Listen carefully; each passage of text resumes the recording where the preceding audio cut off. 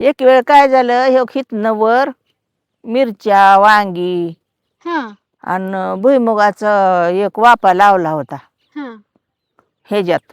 हा आणि हिथं चिचं वाढण्यार होतं. हा आणि मला वाढण्याराचं भ्या वाटतं म्हणून मी नाणेला आणलं होतं संग.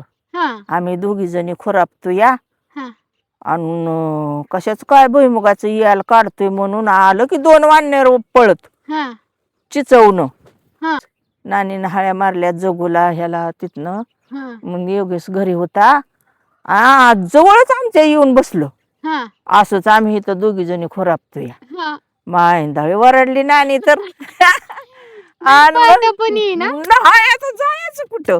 हा आणि मग त्यांना वाटलं ना त्यांना खायासाठी भुईमुग एक वापा लावला होता ना, एक ढाळा सुद्धा राखला नाही वाढण्याराने.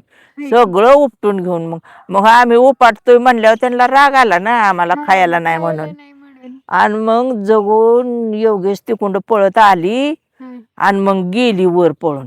मग वाढण्याला धडकवून लावले. हो मग पोरांना बायकांना भेट नाही ती वाढण्यार. हा ना. हा आम्ही लय घाबरलो होतो दोघी जणी.